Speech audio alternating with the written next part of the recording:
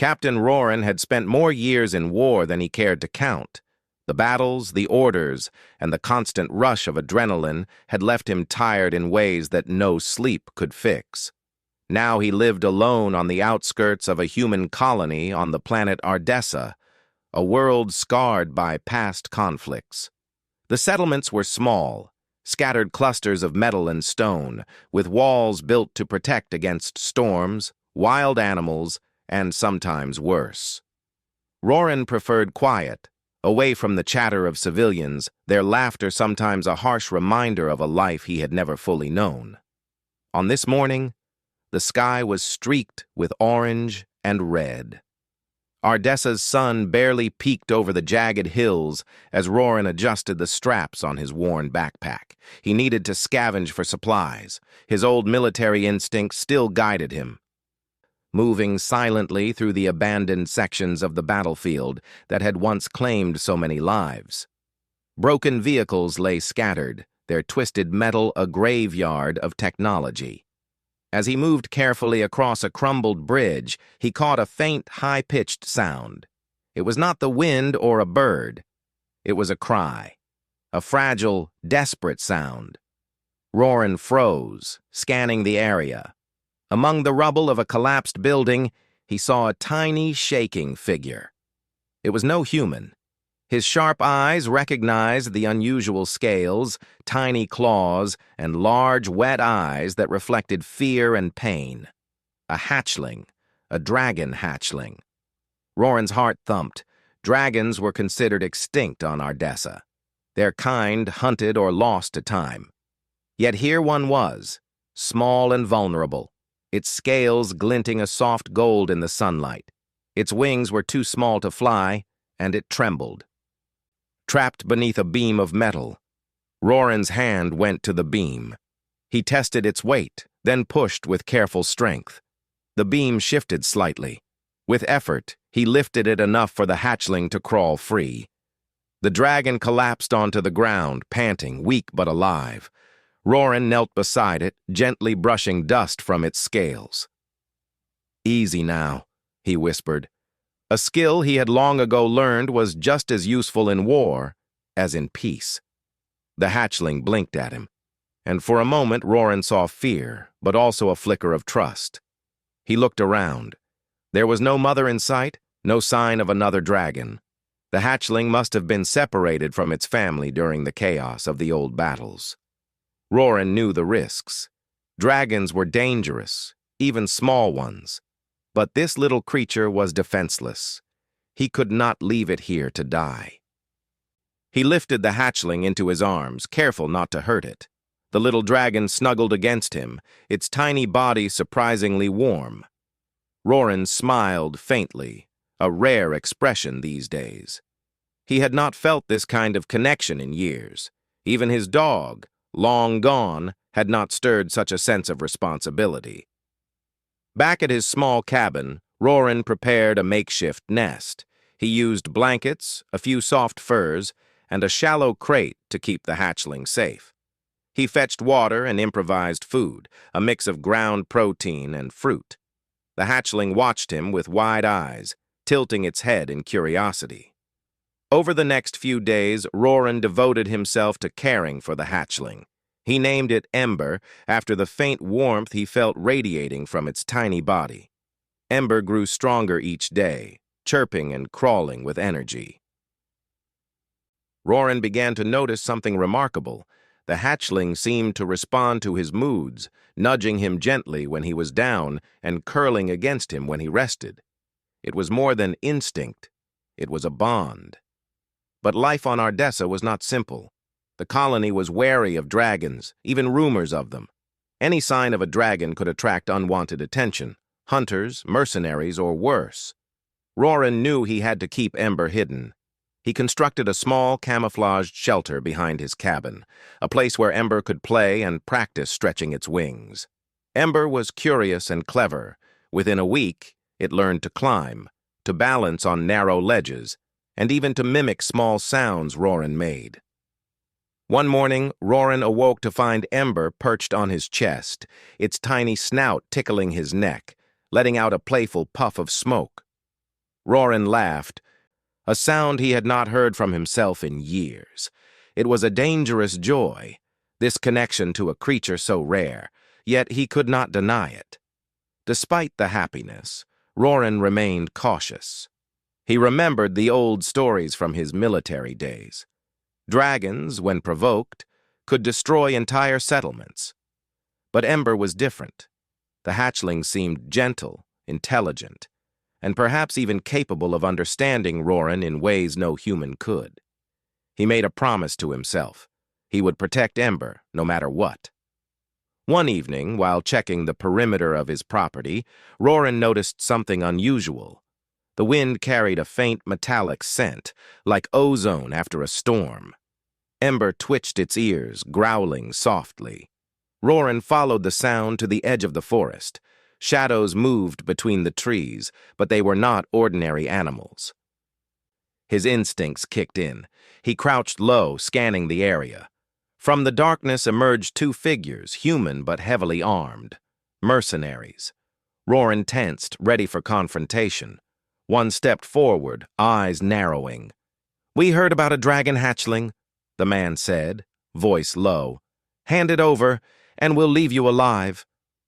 Roran's jaw tightened. He knew they would not hesitate to harm Ember if they failed. Years of combat experience surged through him. He did not panic. He could defend his home and this creature.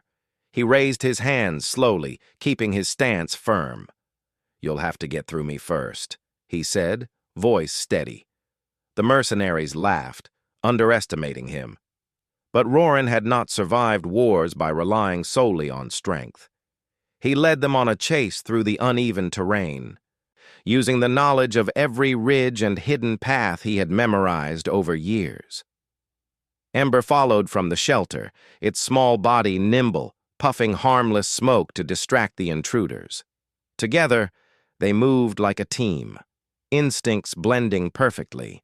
By nightfall, the mercenaries were exhausted, confused, and finally retreating. Roran returned to his cabin, Ember curled safely in its nest, purring quietly. He allowed himself a rare moment of relief. The bond between them had grown stronger in just one day of danger. He understood something profound. Ember was not just a creature he cared for.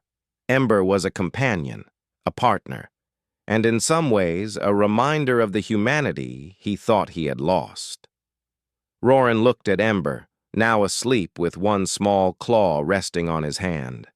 The firelight from the hearth flickered across its scales, making them shine like molten gold. He felt a swell of hope he had not known in years. Perhaps life on Ardessa could be more than survival and solitude. Perhaps there was room for wonder, for loyalty, and for courage beyond the battlefield. And in the shadows beyond his cabin, the forest whispered secrets. The wind carried a promise. Ember was not alone. Somewhere a mother watched, waiting, and the story of human and dragon was only beginning. Roran settled beside Ember, listening to its soft breaths. He did not know what the future held, but for the first time in years, he felt ready to face it. The veteran and the hatchling, a strange pair in a scarred world, had found each other. And in their union, the first spark of something extraordinary was kindling. Roran awoke early that morning, the cool light of Ardessa's sun spilling across his cabin. Ember was already awake, stretching tiny wings that were still too small to carry its weight. The hatchling chirped softly, looking at him with wide, curious eyes. Roran smiled, rubbing his face with a hand that had seen decades of war. The sight of Ember, alive and growing, filled him with a warmth he had not felt in years. Over the next few weeks, Roran observed something remarkable. Ember was not like ordinary animals, or even ordinary dragons from the stories. It learned quickly, not just through trial and error, but with a clear understanding. It recognized shapes and sounds, imitated them, and even seemed to respond to Roran's tone of voice. When Roran whistled a certain tune, Ember would respond with a soft puff of smoke shaped almost like a spiral. Sometimes, when Roran felt tired or troubled, Ember would nuzzle against him, its warmth calming him in ways no human companion had ever done. Roran began to realize that Ember might possess abilities beyond what he had ever imagined. One afternoon, while playing near the cabin, Ember emitted a tiny flame, barely larger than a candle, and it hovered in the air, controlled, almost as if by thought. Roran's eyes widened. That's incredible," he whispered. The hatchling looked at him almost proudly and chirped again. The more he observed, the more Roran noticed subtle effects Ember had on the environment. Plants near Ember seemed healthier, growing faster than those farther away. Birds avoided Ember, keeping a respectful distance, while small animals approached, curious but cautious. Roran knew then that Ember was no ordinary dragon. Its kind must be extremely rare, perhaps thought extinct for centuries. Yet, with rarity came danger. Rumors of dragons still circulated among the colonies, and there were people willing to kill or capture one for profit. Roran could not risk Ember being discovered. He strengthened his cabin's perimeter, setting traps and alarms, and creating hidden spaces where Ember could hide. The hatchling, intelligent as it was, learned quickly how to stay out of sight when visitors came near. One evening, as Roran was repairing part of the fence, Ember climbed onto his shoulder, watching him carefully. Suddenly, it chirped loudly and puffed a small cloud of smoke. Roran turned toward the sound. In the shadows beyond the trees, he saw movement. 2 figures, cautiously stepping through the underbrush. "Not again," Roran muttered. The figures revealed themselves to be human, armed and wary. One spoke in a low voice. "We heard about a dragon hatchling," he said. "Hand it over quietly, and we'll leave without trouble." Roran shook his head, a calm determination settling over him. "This hatchling is not yours. Leave, or you'll regret it." The men exchanged a glance, then lunged toward him. Roran's instincts, honed over years of combat, kicked in. He dodged quickly, moving behind a stack of crates. Ember leapt from his shoulder, its tiny claws digging into the ground, smoke puffing from its nostrils. Though small, it created distractions that slowed the intruders. Roran led them on a careful chase through the uneven terrain surrounding his cabin. He used hidden traps, loose rocks, and fallen branches to trip and confuse them. Ember followed closely, darting ahead at the right moments, releasing small, harmless puffs of smoke that disoriented the attackers. By nightfall, the intruders, exhausted and frustrated, retreated.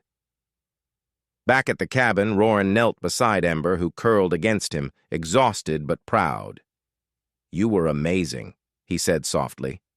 Ember chirped, blinking sleepily. For Roran, the experience was proof that together, they could survive almost anything. Days later, as Ember grew stronger, Roran began to notice another peculiar trait. Ember seemed aware of things beyond ordinary senses. One afternoon, while Roran explored a nearby ridge, Ember chirped insistently and flew a short distance ahead, hovering above a patch of ground. There, hidden beneath a layer of leaves, were tracks, large, clawed footprints that did not match any known animal on Ardessa. Roran's heart quickened. "These could be your mother's," he whispered to Ember. The hatchling chirped softly, as if confirming his thought. Roran studied the tracks carefully. They were fresh, leading deeper into the forest. His mind raced. He knew it could be dangerous, both for Ember and himself, but he also knew that dragons, like humans, belonged with their families whenever possible. Roran decided to prepare for a cautious exploration. He gathered supplies, a sturdy pack, rope, rations, and a few defensive tools. Ember watched, excitement sparkling in its eyes. It chirped and fluttered its wings, as if urging him to hurry. Together, they would uncover the secret of Ember's family. The next morning, they entered the forest. Sunlight filtered through the thick canopy, casting dappled patterns on the ground. The air was alive with sounds, birds singing, small creatures scurrying, and the distant whisper of wind through the leaves. Ember moved ahead, sniffing and chirping, occasionally glancing back to ensure Roran was following. Hours passed, and the footprints led them deeper into a part of the forest Roran had never explored. The trees grew taller and older, their trunks wide and gnarled. Strange plants flourished here, some glowing faintly in colors he had never seen. Roran marveled at the beauty and mystery of it all, even as his senses remained alert for any danger. Suddenly, Ember froze, wings extended, body tense. Roran approached cautiously. There, ahead of them, lay a small clearing. And in the clearing was a sight that stole Roran's breath, a faint golden shimmer in the sunlight, moving with grace and power. It was another dragon, larger, majestic, with scales that glowed softly in the sun. Roran realized instantly, this must be Ember's mother. His mind raced with wonder and fear. The dragon's eyes met Ember's, and a soft, melodic rumble filled the clearing. Ember chirped and scampered forward, circling the larger dragon with joy. The mother lowered her head, nuzzling Ember gently. Roran watched in awe. The connection between them was undeniable, stronger than anything he had ever witnessed between human and animal. He felt both honored and cautious. He did not want to frighten the mother, but he also wanted to ensure Ember's safety. The mother dragon's eyes shifted toward Roran. He held his hands up slowly, speaking softly. I mean no harm. I only saved Ember when it was in danger. The dragon studied him, its gaze sharp yet curious. A deep, calm rumble emanated from it, almost like a question. Roran realized, with a mix of surprise and relief, that this dragon was intelligent, capable of understanding, perhaps even communicating, in ways beyond ordinary creatures. For the first time, Roran understood that Ember's kind was not just powerful, but wise. And he also realized that his bond with Ember was more than companionship. It was a bridge of trust between species. As the sun began to set, Roran and Ember returned to the cabin, the mother dragon watching them from the edge of the forest. Ember chirped excitedly, flying ahead and then back to Roran, as if sharing the joy of the reunion. Back at the cabin, Roran sat by the fire. Ember curled against him. He could not stop thinking about the mother dragon, the mysteries of her kind, and the bond that now linked them all. Ember's soft, purring warmth against him reminded him of something he had long forgotten: hope. The days that followed brought both wonder and caution. Roran continued to teach Ember, helping it grow stronger and wiser. Ember began to show new abilities, minor manipulations of light and fire, small telepathic nudges that seemed to communicate feelings or warnings. Roran realized that Ember was learning not just from him, but from its own instincts, and perhaps a distant, unseen guidance from its mother. Roran also began to notice signs of other watchers, subtle rustling in the trees, distant shadows, and the faint glimmer of scales reflecting sunlight far away. He understood that they were not alone.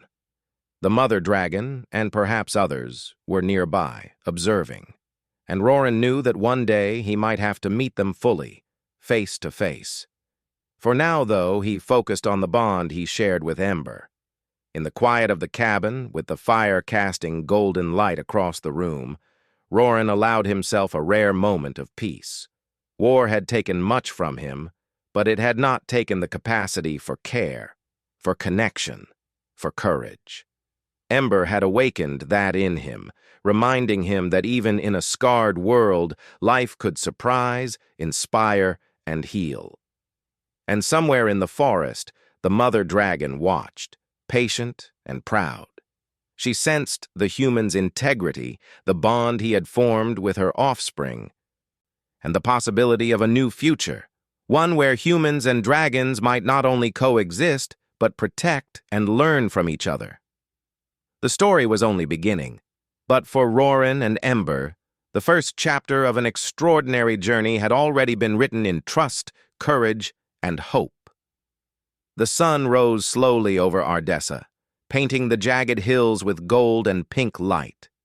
Captain Roran stirred from sleep, feeling Ember's small weight against his chest. The hatchling had grown stronger in the past weeks, its wings stretching longer and its claws sharper. Ember chirped softly, looking at him with wide eyes that seemed almost human in their understanding.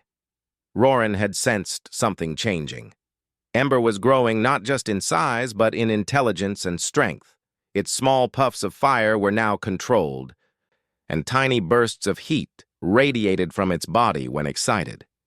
But more than that, Roran noticed Ember seemed to respond to thoughts he did not speak aloud, almost as if it could sense his intentions or emotions. Today, Roran decided it was time to venture farther into the forest. The footprints of Ember's mother still lingered in his memory. He wanted to understand the full story, why Ember had been alone and where its family might be. They moved cautiously, Roran scanning the underbrush while Ember flitted ahead. The hatchling chirped and squeaked, occasionally looking back to ensure he was following.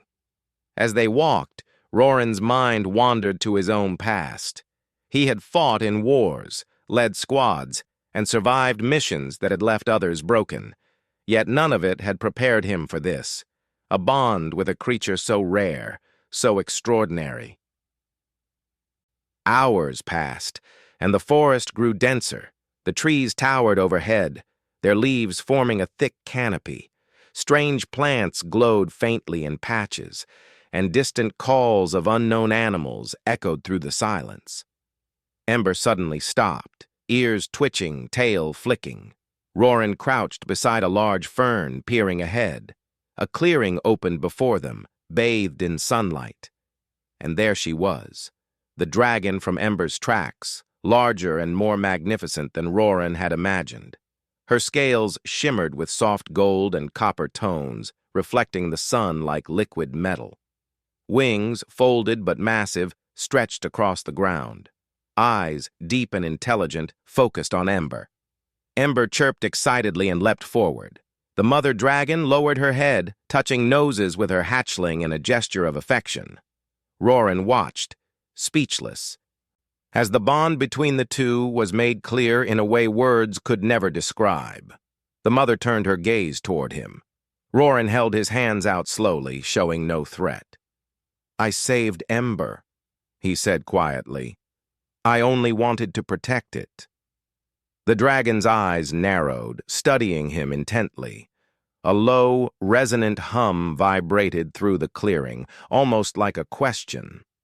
Roran realized the dragon was communicating, not with words but with thought, feeling, and presence. He felt a strange calm enter his mind, a sense of understanding. The dragon was intelligent, wise, and cautious, yet not hostile. Ember chirped again, nudging Roran gently. It seemed to sense his tension and offered reassurance. Slowly, Roran stepped forward. "I promise I will not harm you," he said. The dragon's hum shifted, softer now, as if accepting his words. For the first time, Roran noticed something else. The mother dragon's presence seemed to affect the forest itself. Leaves shimmered faintly, small animals paused in their movements, and the air felt charged with energy. It was as if her very being radiated life and power. "Ember belongs with you," Roran said softly, "but it also trusts me. I don't want to betray that trust." The dragon tilted her head, golden eyes meeting his. A ripple of understanding passed through Roran's mind. She trusted him. She had sensed his heart, his honesty, and his courage. It was a gift few humans received from any creature, let alone a dragon.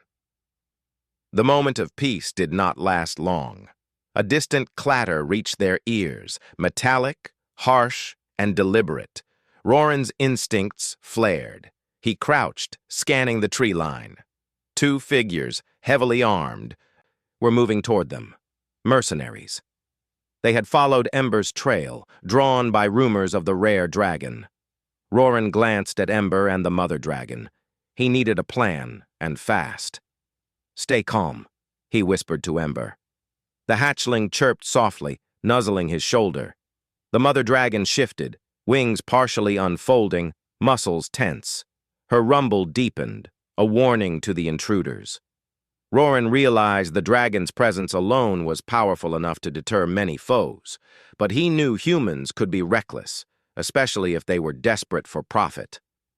Roran quickly surveyed the clearing. Fallen logs, dense undergrowth, and uneven terrain could be used to their advantage. He signaled Ember to stay low. The hatchling chirped in understanding, darting between rocks and roots like a tiny shadow. As the mercenaries approached, Roran acted. He used his knowledge of terrain and guerrilla tactics to lead the attackers into traps, fallen branches that snagged their boots, loose rocks that made them stumble, and hidden pits covered with leaves. Ember assisted instinctively, releasing small puffs of smoke to obscure vision and distract them. The mother dragon remained at the edge of the clearing, her presence imposing. When the mercenaries drew too close, she unfurled her wings and let out a controlled roar, a sound that shook the forest and echoed like thunder. Birds scattered and the humans froze, fear finally settling in their minds. Roran seized the moment. "Run," he whispered to Ember, and together they led the intruders further into the tangled forest. The mercenaries, panicked by the dragon's display, stumbled and retreated. By the time they realized the traps and Ember's clever diversions, they had lost the advantage entirely. Finally, the forest fell silent again. Roran, Ember, and the mother dragon regrouped in the clearing. Ember chirped excitedly, flying in small loops around its mother. The mother lowered her head, nudging Ember affectionately, then turned her gaze toward Roran. "You protected Ember," Roran said, smiling faintly. I didn't know if I could, but somehow we managed." The dragon's hum shifted, softer and almost approving. Roran sensed a message. She recognized his courage, his honesty, and his willingness to protect life, even that which was not his own. It was a rare quality among humans, she thought, and one worthy of trust. Over the next days, Roran and Ember continued to explore the forest near the clearing. The mother dragon remained nearby, watching silently, teaching Ember through presence rather than words. Ember's abilities grew, tiny bursts of fire, control over heat, and even subtle manipulations of light. Roran marveled at each new discovery, amazed at how quickly the hatchling adapted. Despite the wonders, Roran also realized the risks. Others would come, drawn by rumors of dragons. He began planning defenses, combining his military knowledge with Ember's growing abilities. The bond between human and dragons was becoming stronger, and he knew that their survival would require both courage and wisdom. One evening, as the sun set, casting long shadows across the clearing, Roran sat beside Ember while the mother dragon rested nearby. Ember chirped softly, curling against his hand. He looked up at the larger dragon. "I don't know what the future holds," he said quietly, "but I promise we will protect each other." The dragon's eyes softened, and Roran felt a deep connection, a silent agreement that they were allies now, not just human and dragon, but companions united by trust, courage, and hope. That night, Roran slept with Ember at his side, the forest alive with unseen life. The mother dragon remained at the clearing's edge, her gaze steady and watchful. Somewhere in the shadows, other creatures stirred, sensing the unusual bond forming between human and dragons. Roran dreamed of flying with Ember, soaring above the mountains and forests, feeling the wind rush past him and understanding life from a perspective he had never known. The veteran had survived war, but now he faced a different journey, one filled with wonder, challenge, and an unexpected family that bridged species. By dawn, The forest seemed even more alive. Ember chirped, nudging Roran awake, and the mother dragon stirred, wings stretching wide. Roran stood, feeling a surge of determination. Danger could come again, but now they were ready. Together, human and dragons would face the world, proving that courage, loyalty, and trust could create bonds stronger than fear or greed. And somewhere deep in the forest, the wind whispered secrets of dragons long hidden, of humans brave enough to rise beyond past scars, and of a world on the brink of change, a world where unity between species might not only survive, but thrive. The morning sun spilled through the treetops, casting golden light over Ardessa's dense forests. Captain Roran rose with renewed purpose, Ember nestled at his side, warm and chirping softly. Over the past weeks, the bond between human and dragon had grown stronger. Ember's abilities were expanding. Tiny bursts of fire now danced across the forest floor at its command, and its small telepathic nudges had become clearer, guiding Roran in ways words could not. The mother dragon, Silvara, remained nearby. She was majestic, her scales shimmering in sunlight, her presence commanding respect not only from Ember but from the entire forest. Roran had learned to read her subtle signals, head tilts, soft hums, the flick of a tail. They communicated in a language of intuition and trust, a silent understanding that bridged the gap between species. But peace rarely lasted long on Ardessa. Reports had come from nearby settlements. Mercenaries, hearing rumors of dragons, were moving through the outskirts. Their greed was dangerous, and Roran knew they would not stop until they captured Ember, or worse. Roran crouched near the edge of the clearing, studying the forest paths.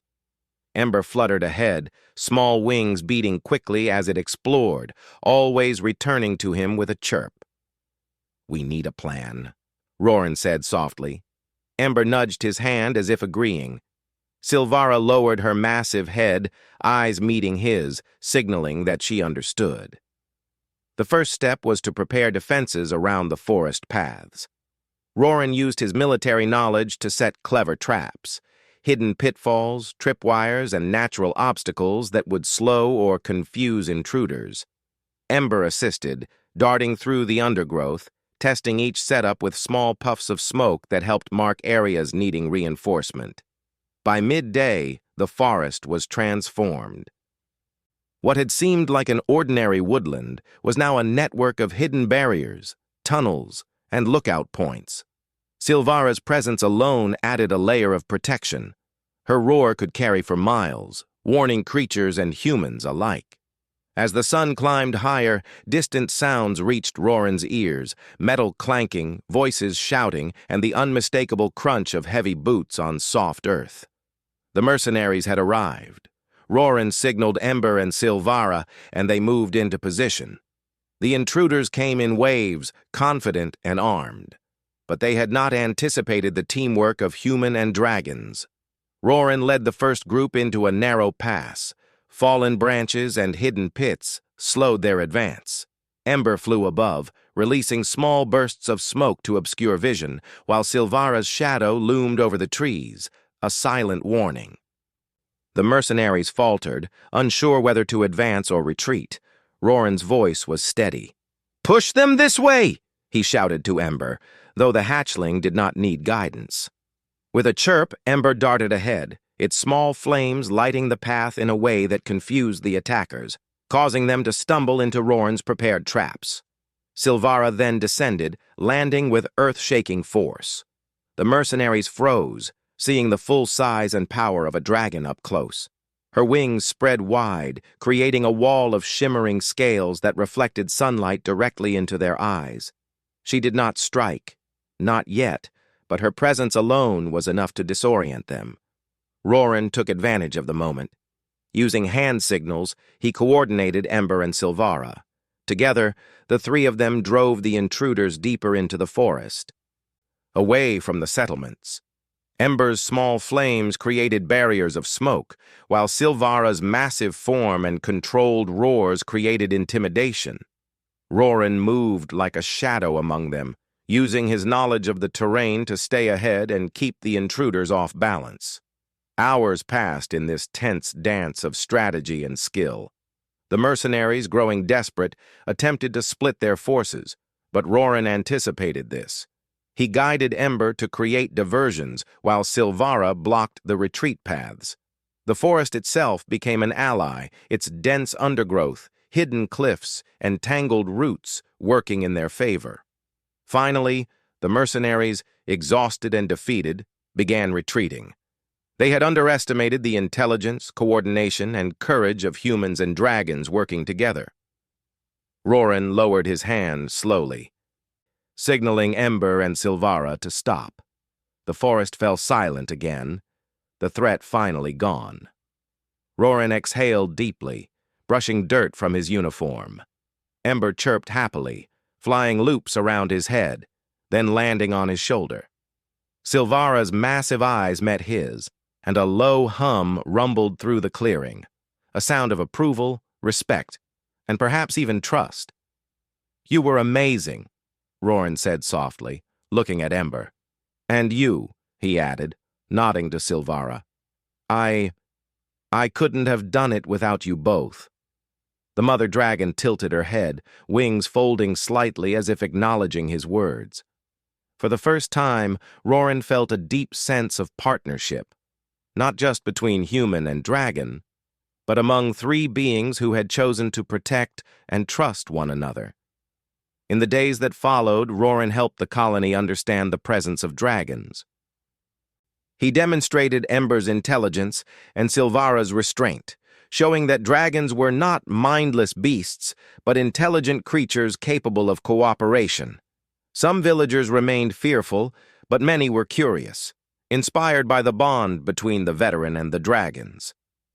Roran continued to train Ember, helping the hatchling refine its control over fire and other emerging abilities. Ember's small telepathic nudges became stronger, allowing brief but clear communication.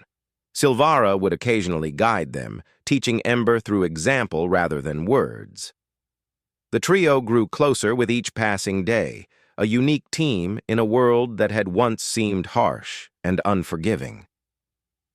One afternoon, while walking through the outskirts of the forest, Roran noticed a group of settlers struggling to move a damaged supply cart. Without hesitation, he signaled Ember. The hatchling puffed a small flame, gently lifting a broken wheel into place. Silvara hovered nearby, careful not to frighten anyone, her presence enough to keep animals and onlookers respectful. The settlers watched in awe. A human and dragons, working together seamlessly, solving a problem no one else could. Whispers spread through the colony. If dragons and humans could unite, perhaps other impossible tasks could be achieved too. Roran felt a deep pride, not for himself, but for what they had accomplished together. It was a lesson in trust, courage, and cooperation. He realized that humans were not alone in their struggles, and neither were dragons. Together, they could face threats, protect each other, and build a future that neither species could achieve alone. As night fell, the forest glowed with the soft light of bioluminescent plants.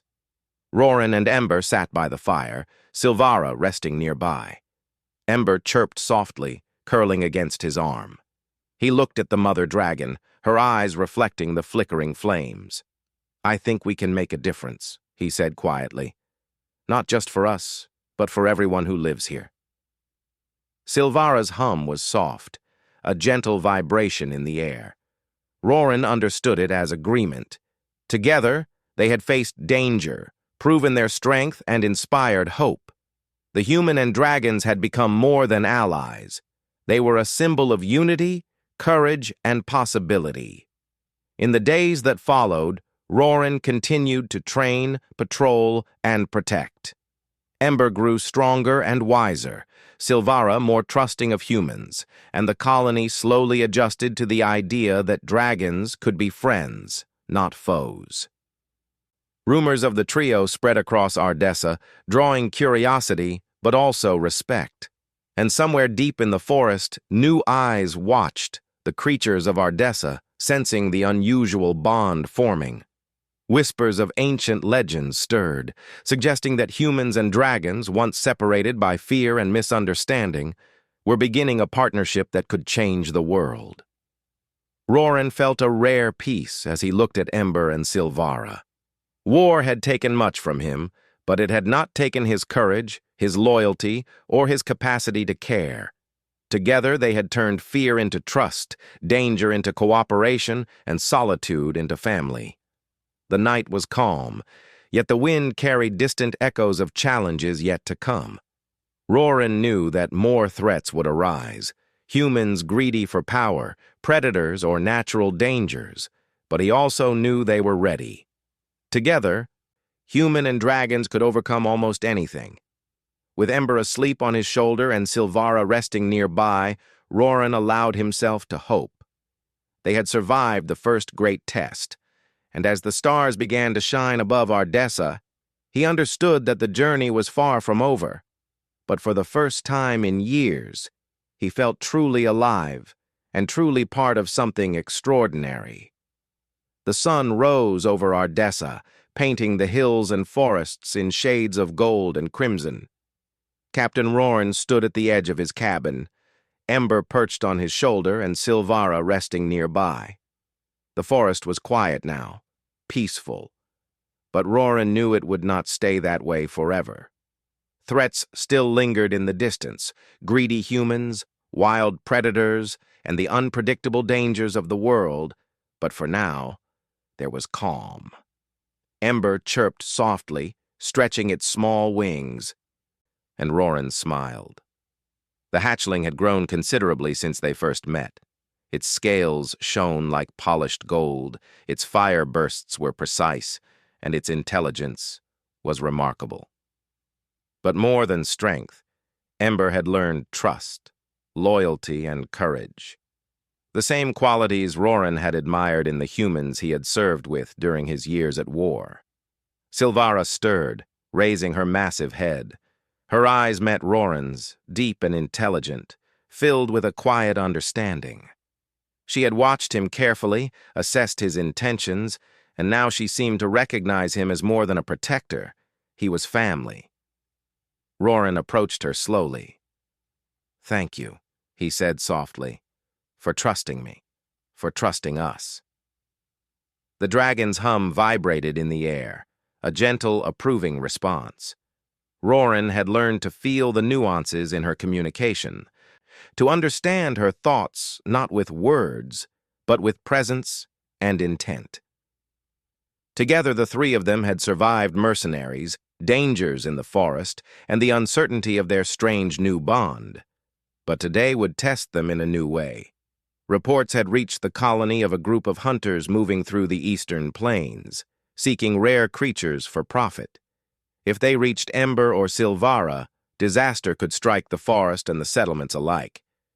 Roran knew they had to act, not with anger but with strategy, courage, and unity. He looked at Ember. "Are you ready?" he asked. The hatchling chirped, puffing a tiny flame in excitement. Silvara shifted her wings, the massive appendages folding gracefully as if acknowledging the mission. The trio moved out together.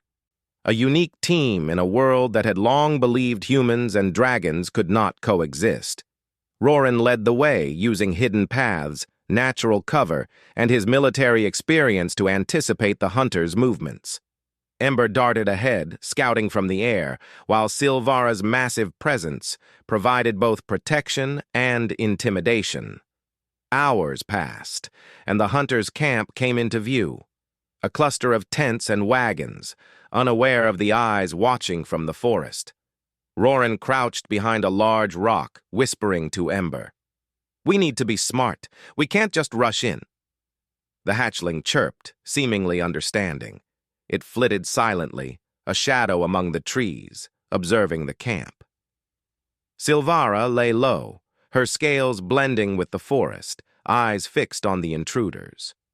Roran took a deep breath, remembering everything they had learned together.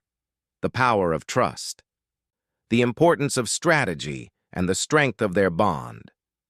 As night fell, they moved. Ember released small puffs of smoke, creating confusion among the hunters. Silvara unfurled her wings, stepping into the moonlight with a controlled, powerful presence. The hunters froze, weapons trembling in their hands, unsure of whether to fight or flee. Roran led the final maneuver. Using his knowledge of terrain, he directed Ember and Silvara to push the hunters into natural barriers, steep cliffs, tangled roots, and hidden pits. The hunters, overwhelmed and terrified, scattered into the night. No one was harmed, but their threat was neutralized. When the danger passed, Roran, Ember, and Silvara returned to the clearing. The forest was still, the night calm and peaceful. Ember chirped happily, circling Silvara before landing on Roran's shoulder.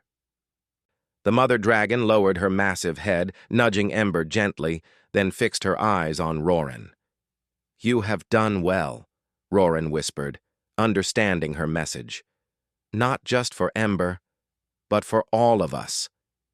In the following days, Roran worked with the colony to establish safe zones for dragons. The villagers, inspired by the courage and cooperation they had witnessed, began to accept the dragons as allies rather than threats. Some were cautious, but respect replaced fear. Children would visit Roran and Ember, learning how to care for and understand dragons, while adults contributed to protection efforts, guided by Roran's experience and Silvara's quiet influence. Ember continued to grow, its wings now strong enough for short flights. The hatchling's fire became precise, controlled, and harmless to others unless commanded. Silvara taught Ember patience and awareness, guiding it in ways Roran could not. The bond between human and dragons deepened, forming a partnership built on trust, courage, and empathy. One evening, as the sun set behind the distant hills, Roran climbed to a ridge overlooking the colony. Ember perched on his shoulder, wings folded, while Silvara rested at the edge of the forest, her eyes glowing softly in the twilight. The sight filled Roran with a sense of peace he had not known in years. War had taken much from him, friends, purpose, and innocence, but it had not taken his courage, his empathy, or his ability to care. Now he had companions who reminded him of all that was worth protecting. Roran reached out, letting Ember curl against his arm. "We've come a long way," he said quietly, "and we still have a long way to go. But I think we can make a difference," Ember chirped, sending a small flame into the air that danced like a spark of hope. Silvara hummed softly, the sound vibrating through the ground as if affirming his words. Together, they were more than human and dragons. They were a symbol of unity, courage, and possibility. Days turned into weeks, and the colony began to flourish in new ways. Humans and dragons shared the land, learning from each other. Roran trained more humans to understand dragons, teaching them to respect their intelligence and power. Ember and Silvara became teachers as well, demonstrating abilities, patience, and cooperation. The colony grew stronger, safer, and more hopeful than ever before. Roran often reflected on the journey that had brought him here.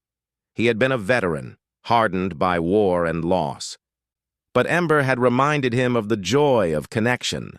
Silvara had taught him the importance of trust and patience. Together, they had faced danger, outwitted enemies, and built a bond that could inspire generations. One clear morning, Roran and Ember stood at the top of a hill, looking out over the forest and the colony below. Silvara soared above them, wings catching the sunlight, her shadow stretching across the treetops. The wind carried a sense of promise, whispering of adventures yet to come. Roran smiled, a rare, genuine expression. "This is only the beginning," he said. Ember chirped, sending a burst of warm fire into the sky like a celebration. Silvara let out a soft hum, gliding down to join them. The trio stood together, a veteran, a hatchling, and a mother dragon, united by courage, trust, and hope.